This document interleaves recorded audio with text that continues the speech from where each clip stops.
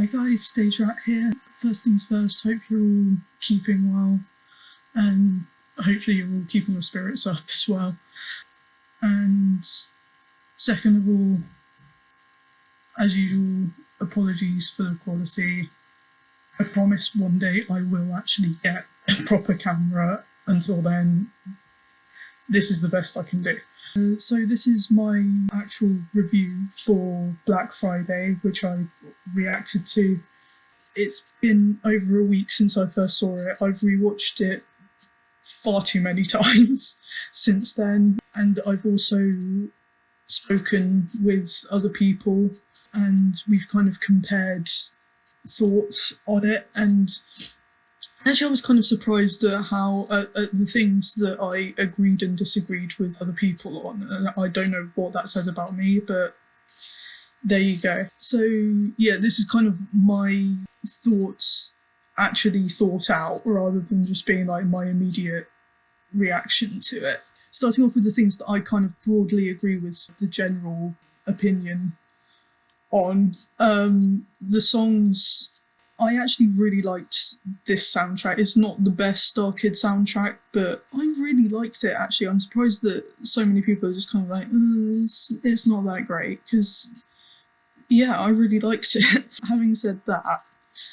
the songs were clearly not written for the people performing them a lot of the time. And, like, I don't know how casting works within Team Starkid, whether it's the same for every show or whether it's different, you know, they have different approaches for every show that they do. So, like, I don't know for this whether it was a case of writing certain characters and certain songs with specific people in mind to eventually play them, or whether it was, you know, just write the scripts and the songs and then have audition. I don't know how that all worked, but if it was a case of writing for specific performers, you honestly wouldn't be able to tell with these songs, because a lot of them are just so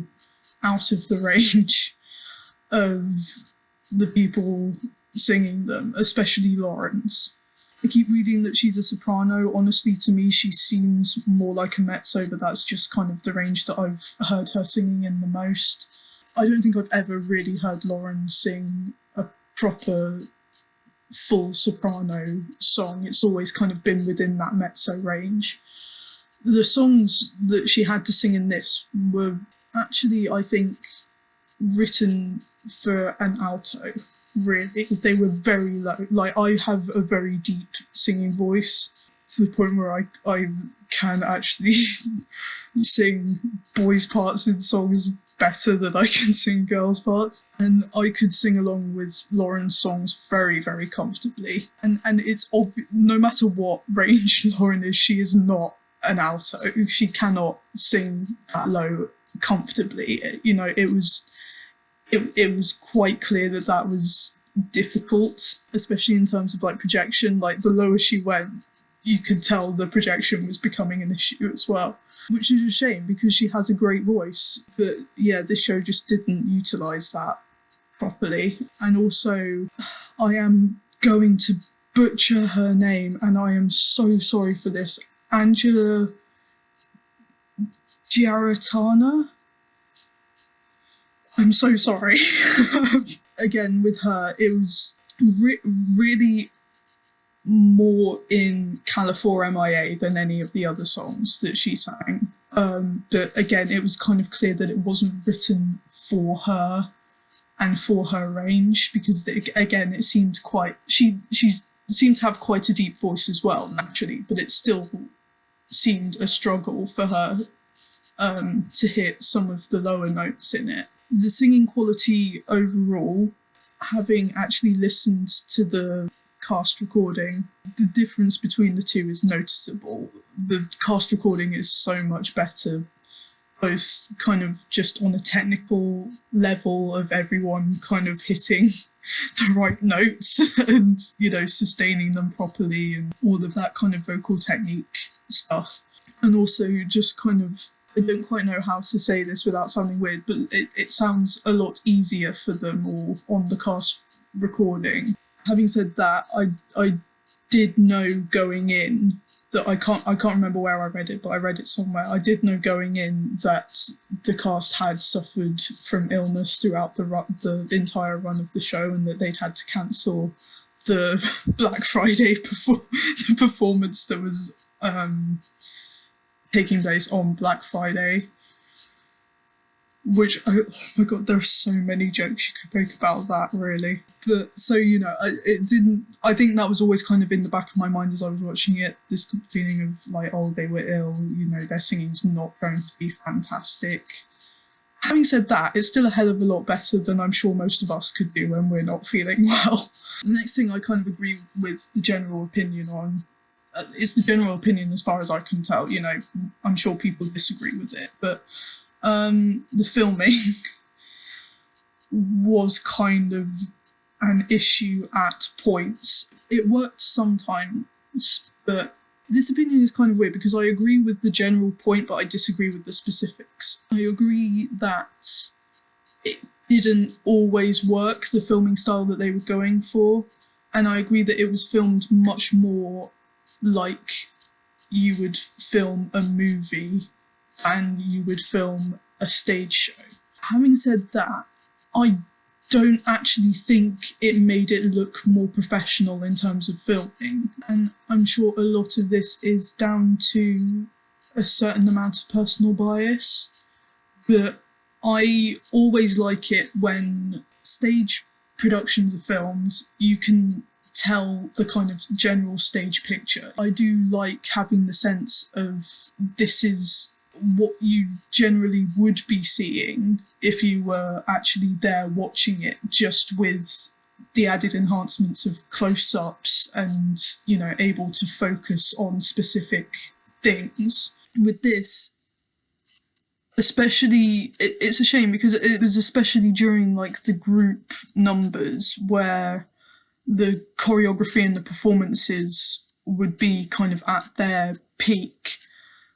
The camera, it was almost as though the camera had trouble actually finding where the action was. There were a lot of random zoom-ins, and not just the ones kind of done for effects, like him going, the president going through the portal, you know, that kind of very like with the camera, which I think I said, and the reaction ended up hurting my eyes a bit. Just kind of in random moments, there were a lot of kind of random zoom-ins and the camera kind of moving around, and if you ever watch kind of behind the scenes things of how stage shows are generally filmed, you can see that they do rehearsals with the camera there so they can adapt the blocking maybe, and you know, just so that everyone's kind of aware of where the changes are, that just kind of having an extra person moving around on stage would inherently kind of present. It almost seemed with this like they hadn't done that they just hadn't rehearsed at all with the camera, and the camera was kind of left to try and pick out things. And like I said, like I don't know how Starkid generally does these things. I personally don't think it worked. As I said with that one, I agree with the general point that the filming overall wasn't fantastic, but I disagree with the specifics. And I mean, the final opinion that I generally agree with is that it's not as good as the guy who did my musicals. I think the difference is with me is that I was never quite expecting it to be, because I think the guy who didn't like musicals was already kind of leaps and bounds above the next best Starkid show, in my opinion. Just like in terms of the premise of it and the characters and the writing. Yeah, I was never expecting Black Friday to be as good as the guy who didn't like musicals, but I like to go into things with the assumption that I'll enjoy it, or that I'll find something that I enjoy in it. So, you know, I was kind of thinking it's not gonna, you know, it's not gonna be as good as my favourite thing, but I'm sure it is going to be good. I really enjoyed it, actually. It is in my top 5 Starkid shows. yeah, I don't think it was as good as The Guy Who Didn't Like Musicals, and I don't think the Hatchetfield show they're planning after this, The Nerdy Prudes Must Die, will be as good either. But I'll go into that looking for something looking to enjoy it as well, and hopefully I will. I found that things like that tend to be kind of self-fulfilling. If you go into something anticipating that you'll enjoy it, you probably will, at least a little. If you go into something thinking like, oh, this isn't going to be... If I'd went into it purely thinking like, this isn't going to be as good as The Guy Who's in Musicals, I think it would have been easier for me to find things about it that I didn't like. Speaking of which, this next section is... Personally, I don't really like giving criticism that I haven't worked out a solution for. And I mean, that's just me. To me, it's just saying, I didn't think this was very good, and just leaving it at that. I don't really like doing that. I like to kind of find reasons why I thought that, and maybe see, like, this is potentially how they could have done it better. I enjoy giving constructive criticism more than I enjoy just giving like flat out, oh, that was rubbish style criticism. Having said that, I haven't worked out a solution to some of these, so I'm calling these like my very nitpicky complaints about it. So the first one is that the cast of characters was essentially too big. I don't mean like the cast itself was too big. I actually really liked that they had a bigger cast, because it did give the impression that this was affecting an entire town. That's one of my very few complaints about The Guy Who Didn't Like Musicals, is songs like Let It Out and Inevitable could have been so much more intimidating if they just had more people there.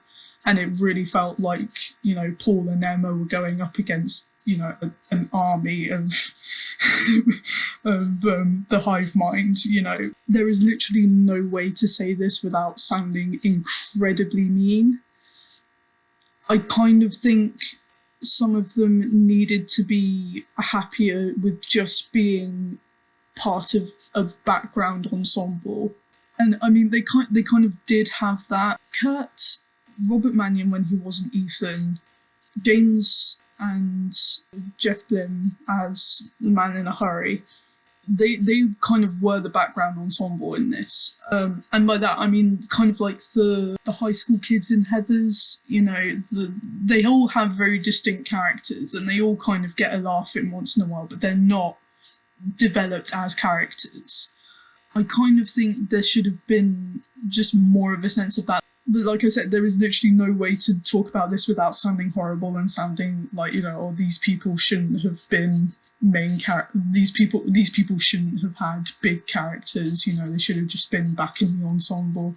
But yeah, it kind of felt like the actual cast of characters that they were working with was too big, and they were trying to put too much focus on too many of them. I do think maybe a couple more people should have just been kept purely as the background characters, so you could allow more of a focus on characters like Lex and Ethan and Hannah, who they were developed but really not beyond kind of the barest minimum to make you feel something when bad things happen to them. Speaking of that, again, this is going to sound horrible, and I am fully aware that this probably is just personal bias, because I really like when things get dark.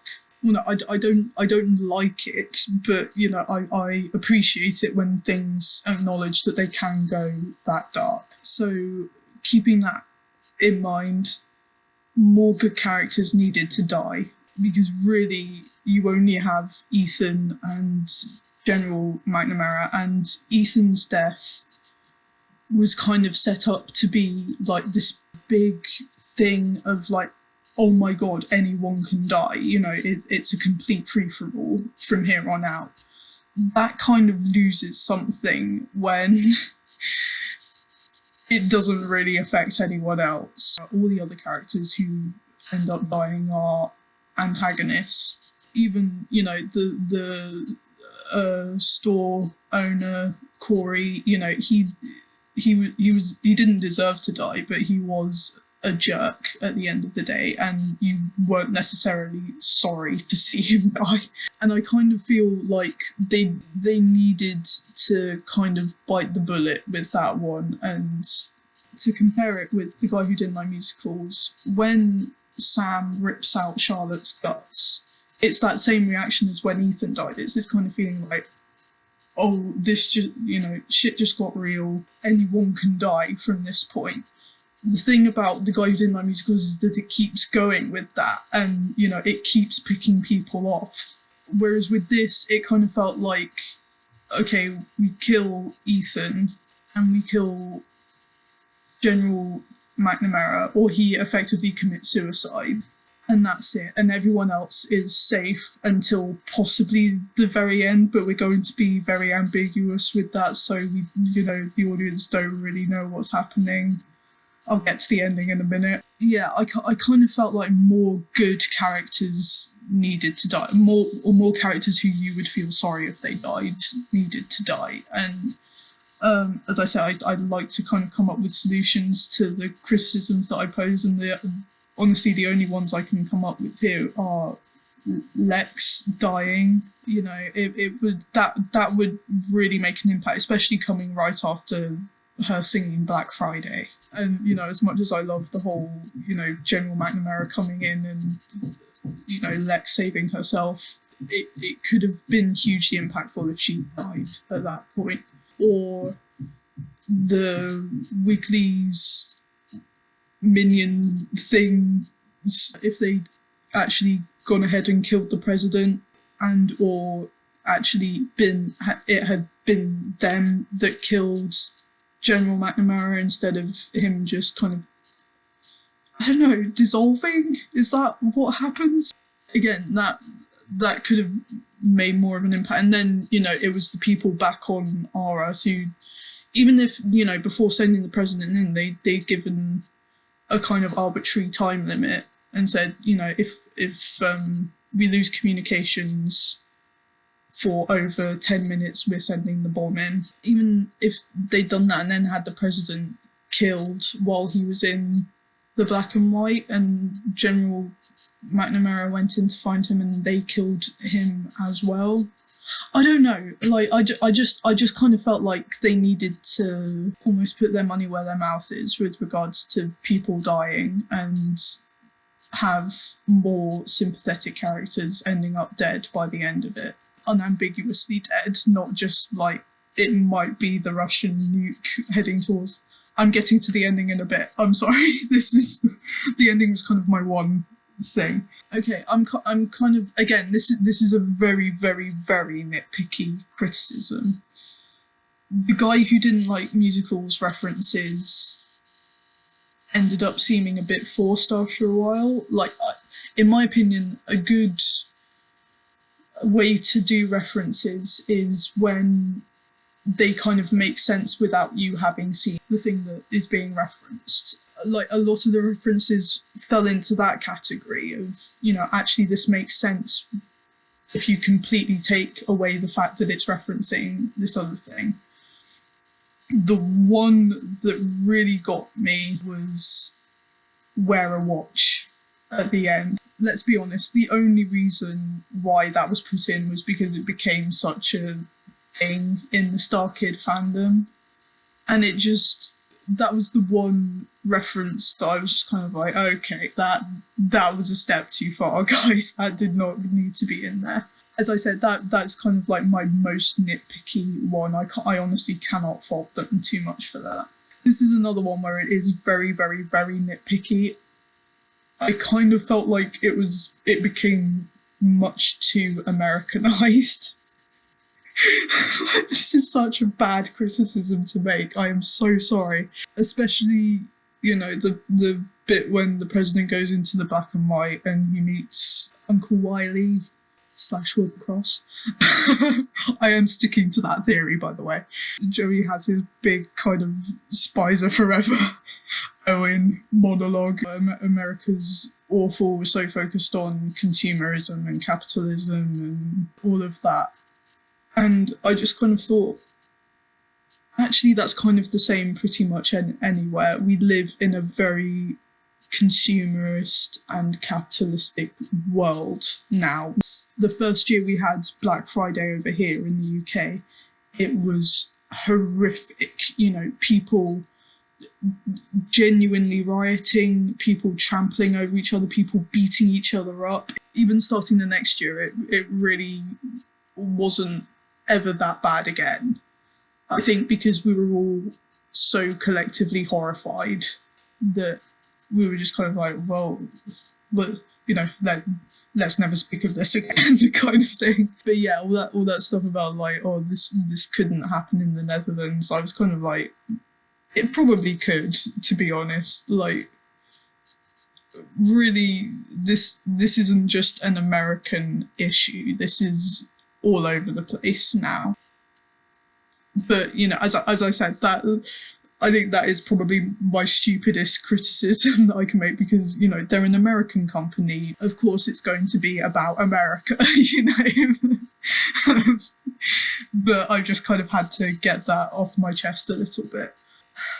And now we come to the ending. I've got to be completely honest, I really didn't like the ending when I first saw it. Apart from the actual music of it, everything from the point Hannah starts singing What If Tomorrow Comes until the end, I was just like... It's a fundamentally weird ending, and you know, I've seen various theories about what the whoosh at the end is. When I first saw it, my immediate thought was, oh, it's the meteor from the guy who did my musicals, and that was because you know, as I pointed out in my reaction, everyone from the guy who did my musicals is kind of dressed as the main character they played from that, or in Mannion's case, Hot Chocolate Boy. Yeah, so I thought the whoosh at the end was the meteor coming in and the two timelines would somehow kind of merge with each other. Having thought about it a bit more, I think the theory that it is the retaliating nuclear bomb being sent from Russia makes the most sense. This is awful, because normally I'm one of those people who are just like, audiences shouldn't need everything being spelled out for them, you know, they should be trusted to work things out on their own. But I think with this case, it could have done with just having a more kind of... It just could have done with being more obvious as to what was going on, essentially. As I said, I like the song, and I have liked it ever since it appeared in the initial teaser trailer for the show. I didn't particularly like the ending. It has grown on me the more that I've watched it. So now on to the things that I really liked about it. I liked how political it was. I know, again, that's a very divisive issue, and some people were kind of like, Starkid's getting political, I don't like it. But I mean, Starkid have never exactly been shy about hiding their political opinions in their shows. And, you know, they kind of got the ball rolling with it in The Guy Who Didn't Like Musicals, with, you know, songs like Show Me Your Hands and America Is Great Again, obviously. And this just kind of felt like a natural progression of that. So yeah, I really didn't mind the political stuff. As I say, I think they could have gone further with it and, you know, kind of addressed the global implications of the Black Friday mentality. But yeah, I loved how political it was, and it probably helps that I share a lot of their political opinions. So, you know, that probably how, if I disagreed with them, I'd imagine it would be a lot more grating. As I said before, I really like when things get dark, and I loved that they weren't afraid to go dark in this. I mean, this is without doubt the darkest Starkid show in terms of just content and implications, only if you think about them. In some ways, I could have done with it going even darker, but I know that Starkid have kind of built up their reputation to be around being quite light-hearted, you know, straight up comedies. Like comedies with a few dramatic moments is how you probably classify most of their shows prior to this. And this was much more of a dramatic slash horror musical with comedic moments. And, you know, I've seen people say, like, oh, but it made the darkness made the comedic moments jarring. I didn't think so, or like not all of them. Some moments I was kind of like, you're kind of forcing a joke here, but on the whole, I thought it actually worked very well. With this, it was very much, especially with Dylan's monologue and then Kim Whalen's monologue following straight after about their respective marriages and how they ended. I just loved that the darkness there was just allowed to play out. So yeah, I really enjoyed that. I loved how into it the cast was. I mean, Starkid has always been fantastic at background acting. I mean, you could go back and watch any of their musicals and focus on people exclusively in the background, and you will not be disappointed. And you know, this was just kind of continuing with that. Everyone, even if they were in the background, this is kind of why I said earlier that more of them should have been comfortable with just being part of a background ensemble. Because, you know, it really doesn't matter if you play it right. And as I mentioned, the four guys who kind of were the background ensemble played it absolutely perfectly, especially in like the group numbers. I mean, like, the number of times that an expression on Kurt Meggers, especially, you know, his face, or, you know, something that I don't know, Jeff is doing with his arms, or, you know, just so many moments in the background that are fantastic pieces of acting. Feast or Famine, I think, is one of my absolute favourite Starkid songs, both in terms of the music and how it was staged. And I think this kind of encapsulates the advantages of having a larger cast, is that they could stage a riot that convincingly. And I love kind of watching the whole kind of descent into darkness thing, or descent into chaos, as long as it's done well. And this was done very, very well. Like, throughout the entire scene leading up to it, you could just sense, like, there is no way that this can end well. And the way it kind of all just naturally seemed to escalate from one thing to another to another to another until you've got, you know, a full-on riot on your hands. It was just fantastic. The one criticism I have about that is that I think it could have been slightly messier. Like, I mean, still choreographed, but it seemed like it was a bit too perfectly choreographed, if you know what I mean. Like, I think they could have been... They're all good enough actors that it could have, as I said, a lot messier and a lot more violent, especially as the song kind of goes on and more people kind of join in the lyrics with the fighting and the arguing. You know, it could have just got progressively more and more dangerous. As it was, it kind of felt a bit too perfectly, you know, everyone hitting their mark and, you know, all of that. But on the whole, I absolutely loved it. That was without a doubt my favourite moment in the show. And the Monsters and Men reprise really doesn't get enough love in the fandom. I don't know what it is, but every time the chorus kind of comes in underneath with the, you know, there are monsters and there are men, you know, I'm just like, oh, chills. Just like, I don't know what it is about ensembles singing quietly in the background. It's the same in Spies Are Forever, just at the start of One Step Ahead, when the ensemble comes in with, it's time to buckle up, let's go. You know, I'm just like, oh, yes! I don't know what it is, but I love it, and I wish, yeah, I do just wish that there was more love for that in the fandom, because it's such a great moment as well, just in terms of, like, when you're watching it, you know, you have the emotion, the incredible emotion of Black Friday, the song, moving into McNamara appearing, and then again, that song, I just love it, and I wish more people loved it as well. Speaking of that, I'm going to butcher your name again. I'm so sorry. Angela Giarratana. I am so sorry.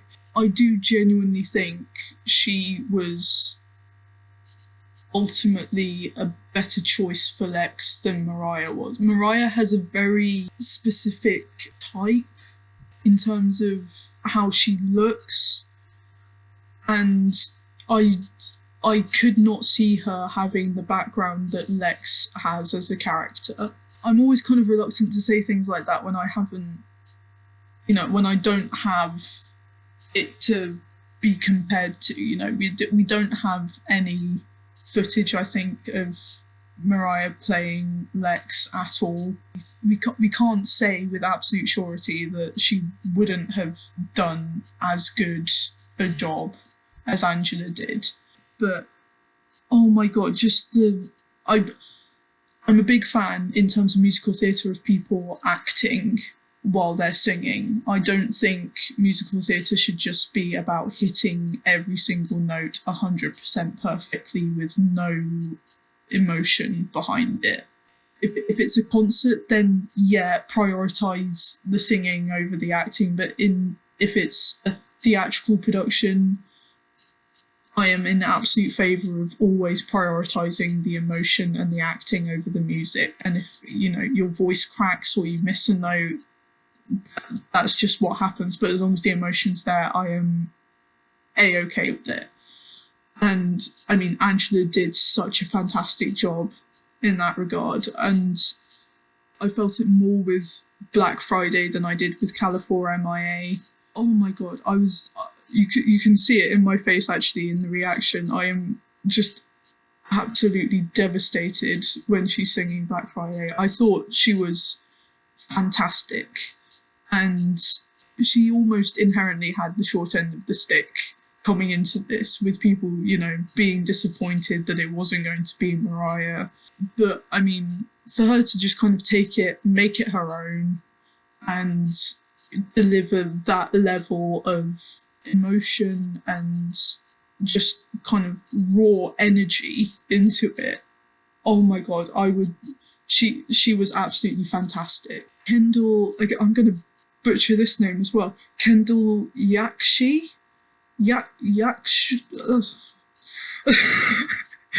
Kendall, the girl who played Hannah and Tim. I did not realise that she was as young as she was until someone pointed it out to me. I think this is just because, with very, very few exceptions, none of the Starkids really look as old as they are.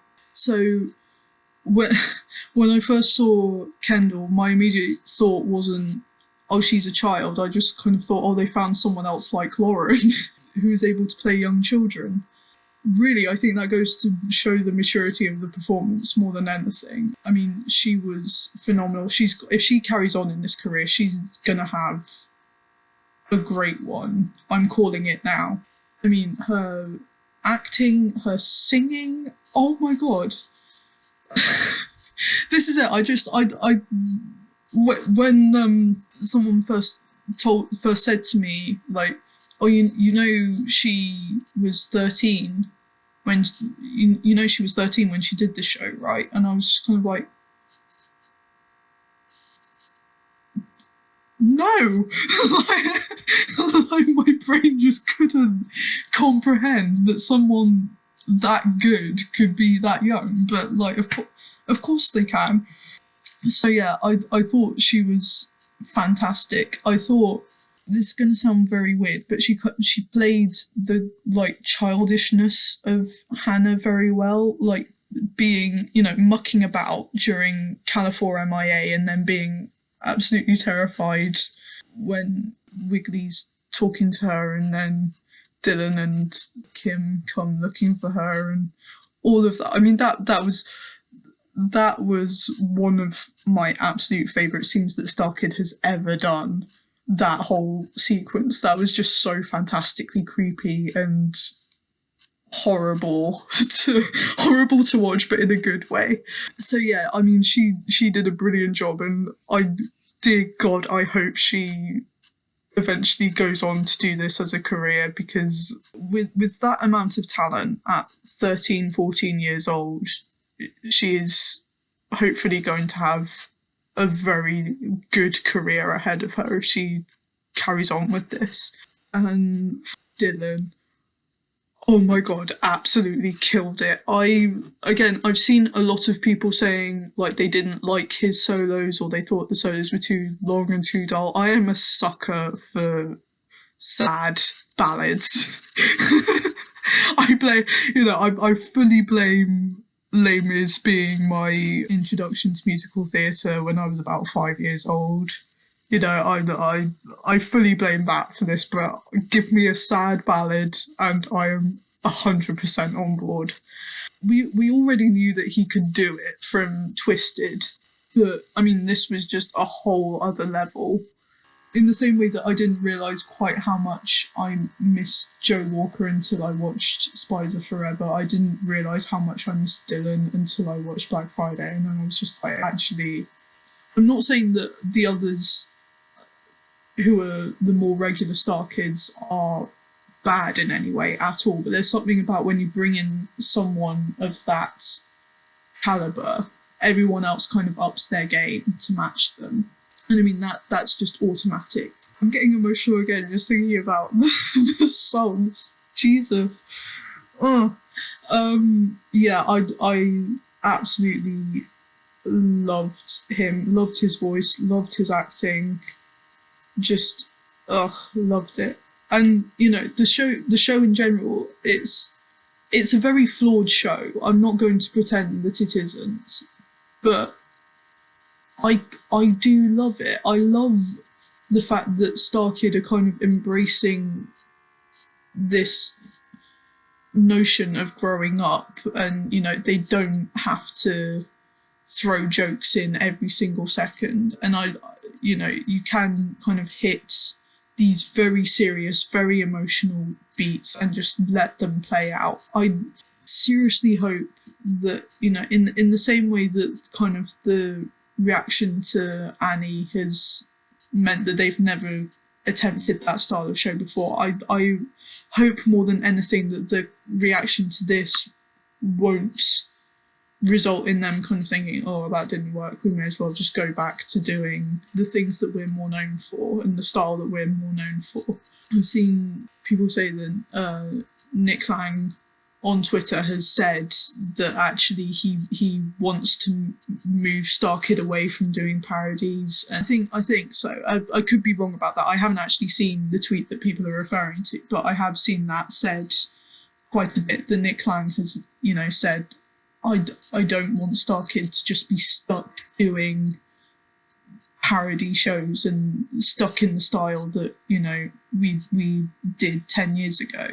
I want things to kind of progress, and I would absolutely love it if they continued on down this path and kept making more mature and more serious things, still with, that comic edge, because I think black comedy is one of the things that Starkid does very, very well. I just hope that, this doesn't kind of scare them away from continuing on down this path, but I don't think it will.